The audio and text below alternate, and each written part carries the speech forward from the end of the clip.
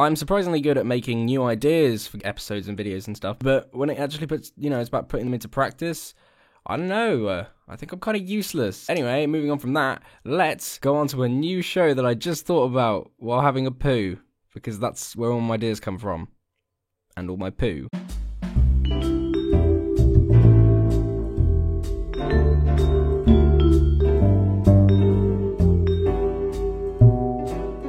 So welcome all once again to another episode of Nitalic's Natters, the second, even because I'm terrible at actually putting stuff out, aren't I? I'm so rubbish. I need to actually put more stuff out because I enjoy it, and a lot of people have said, oh, you're doing very well, you just don't do anything. It's like, that is true. I actually need to do something. That's in both YouTube and everything else I ever do. I just sort of forget about it and then go, oh yeah, I had that. Let's put another thing in because I want to. And then I won't because, I have the attention span. Oh, look. Oh, a nice light over there. Obviously, this one is a bit new in that it's a different idea. It's a different title or whatever. Which is 6 months later, which, for the articulate members of the Nitalic's fan base, or if you can call it a fan base, it's more of just people that sit and go, hey, that guy was not shit.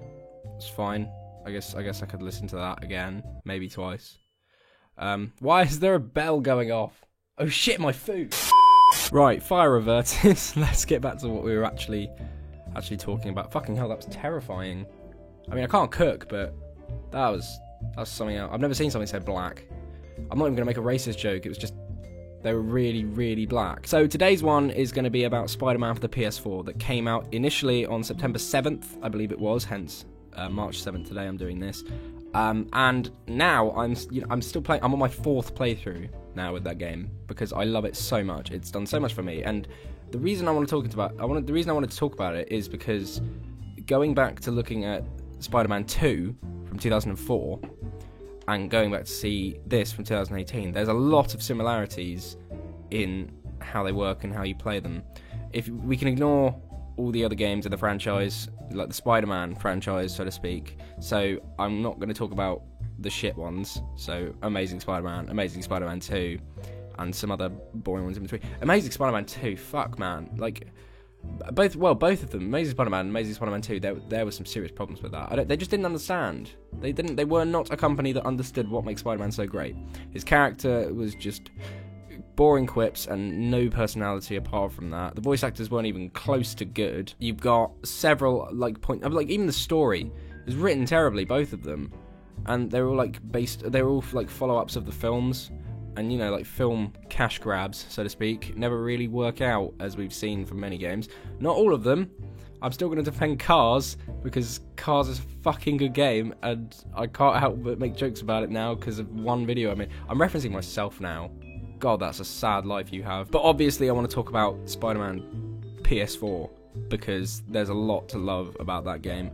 I would make an entire retrospect on it, or whatever I call these, just the videos that I do about it, but I think it's good to just talk about it rather than because everyone's played it as a PS4.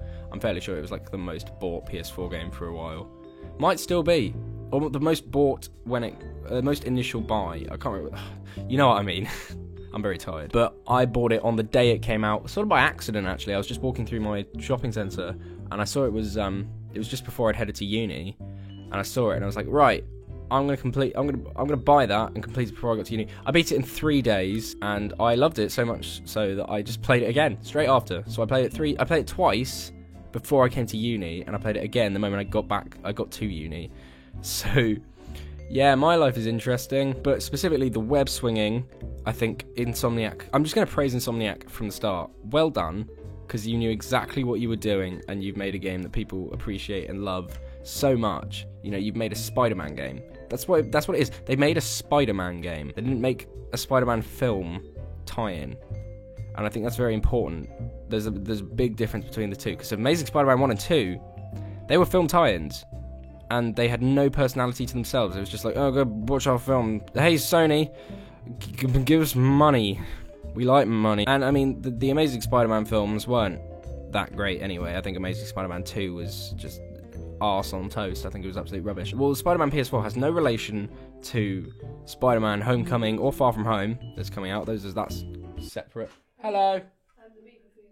My beeper! Beeper's gone. Food! Oh my god, pasta. So this video is taking a massive tangent, I'm aware of that, but, you know, pasta and stuff. But, of course, food, yes, that's a massive thing. But I wanted to talk about mainly Spider-Man PS4 here. Now, I want to start with the box, because I think that's very important in that we've got... I think that the front is a bit standard, I'll give that, because, you know, it's just Spider-Man, there's a bit of web. Which doesn't even look like web, it's just like he's holding a skipping rope and skipping over something, you know, whatever. Only on PlayStation. Oh, hey! But on the back, I get that this tagline, Be Greater, is sort of like their thing. I'm cool with that. So we've got him swinging around, nice crotch shot there. It's a fairly standard back. Like, the box is nothing interesting. In fact, I think even the inside is just some more Spider-Man swinging. But there's not really much else you can do with that, I guess. You know, it's just more of a... It's the basic, but it does work. Now, can you get back in... I'll get that in a minute. Now, obviously, the box doesn't matter. You know, the box is something that is very minute in terms of aspects of the game. Quite literally, it's not even the fucking game. I just thought it'd be interesting to, you know, look at the boxes. Because boxes give you an initial thought on, you know, interest. You know, if there's nothing on the box, then you can be like, well, why am I buying? It's, you know, it's quite literally you know, you don't judge a book by its cover, but in this case, you do judge a game by its box.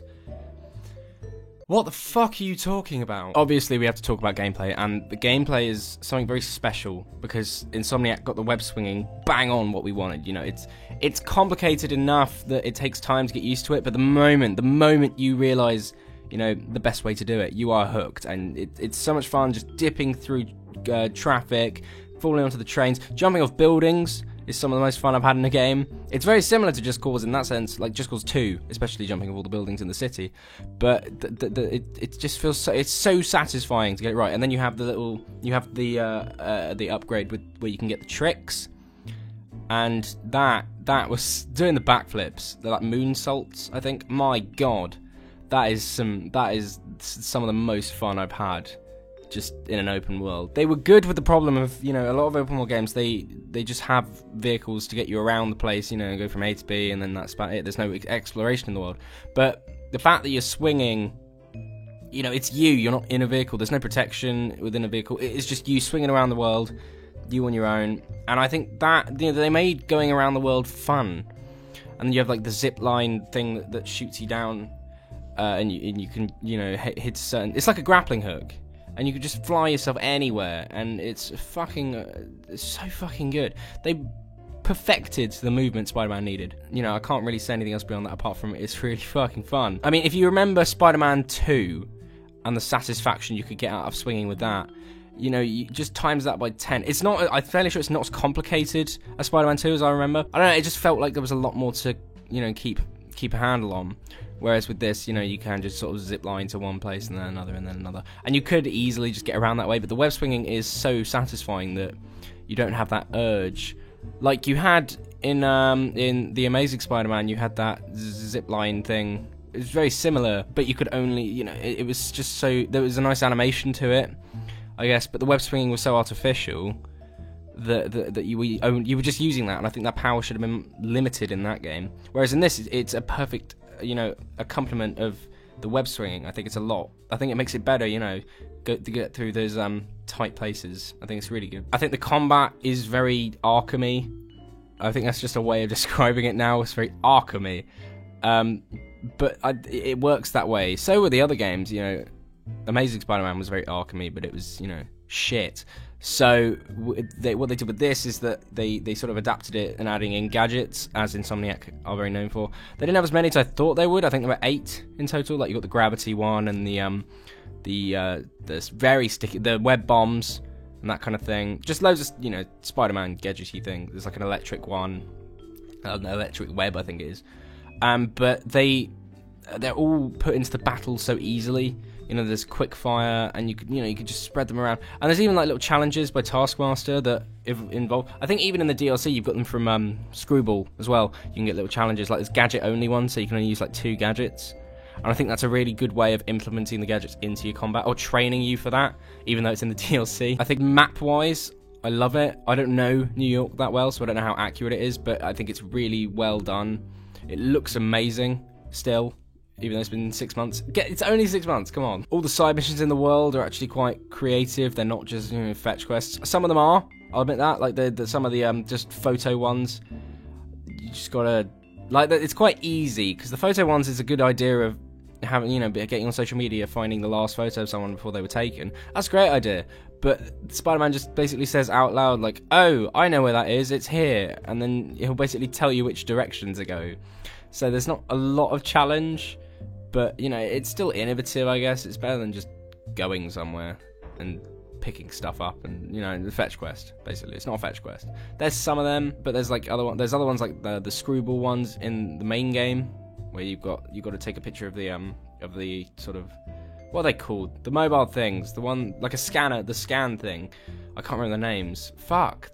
God, that's like basic shit. Unbelievable. But you've also got those little challenges by Taskmaster, so the stealth ones and all that, and the combat ones, which are really fun. I really enjoyed them. Getting 3 stars or three top tier on that. Sometimes it's so hard.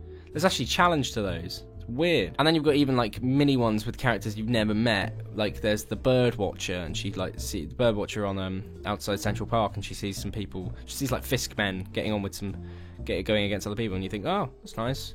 Perfectly similar. You just go to beat some dudes up, and you got to catch a bird. There is variety. I'll give them. There's certainly variety in it. I think it makes just the world a lot more lively.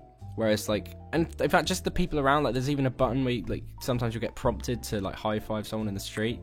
I think that's a lovely touch, because that is exactly what he would do, or what Spider-Man would do. He just goes around, he's just a chill guy. He's chill. He's great. He's much better at it than me. I can't even go outside and, look at people. If someone looks at me and I look back, instantly, blood rushing. It's like, all the blood will go, hey, do you know where we want to go? Because a girl went past me. How about to the penis? But regardless of the side missions, you've got Harry's research centers, which are great fun. Or just sort of very different aspects with, you've got to work, there's gas ones. There's it's just looking after the city basically, but using Spider-Man in a way. They're all very, I don't see how he expects Peter to do all that. It would take Peter days. What about all the ones where you have to accurately place the radar dishes? You'd have to go to every single building. I bet Harry just knows he's Spider-Man. I bet he does. He must in this universe. He must know. It's really good. Go and play this fucking game. I think the voice acting was really good. I loved Mary Jane in it. I didn't think I would, but her addition to it was actually quite fun. The forced stealth missions with her, however, and Miles. Miles was really cool as well. I liked him. I think adding the stealthy missions with people that aren't Spider-Man could have been done a bit better, or at least have fewer of them, because that was the only part in the game where I was like, well, I'd much rather be doing something else. Other than that, I'm just so happy. I've played that game a million times, and I really want to, but I'm in the middle of Kingdom Hearts 3 at the moment, so I can't exactly do that. That game's very good as well. Not as good as Kingdom Hearts 2, but, I'll get to that. I think the story was very well written, to some extent, because I saw the Octavius thing coming a mile away, but I think everyone did. It's not, even the first image when you see him is just foreshadowing the whole thing, and I get that's, I don't know if you would classify that as good or bad storytelling, because, if you're trying to keep it a secret, it's kind of hard, it's a bit of dramatic irony going, I see what you did there, but, I think that, I can pass that, because it was very well written, it was very interesting, and I was engaged. At the end, I'm not going to spoil it because there's probably a lot of people still playing it. But the ending was, it was, I haven't felt something like that in a while. I haven't felt emotion like that in a while. Especially in a game. I think the last time I felt something like that was in The Witcher, when I think I killed a horse or something, and it was all my fault, and I felt so guilty I had to stop playing. It was awful. But Spider-Man PS4, certainly, it's kept itself going for 6 months, releasing all the DLC, so you got the Silver Lining stuff. There's lots of suits, alright? There's a lot of suits now, and they're constantly releasing new ones. It's well written, it's well acted, it's fun, it's engaging, and, there's barely anything wrong with it, really. PS4 did very well last year. All the games that came out for it, God of War, Spider-Man, all that kind of shit. It's good. So just buy a PS4. You won't regret it, unless you're allergic to them. But, I don't know. That'd be kind of weird, being allergic to a PS4. I'm going to shut up now, because I'm going way too... Bye. I'll see you later. Bye. I'll see you later.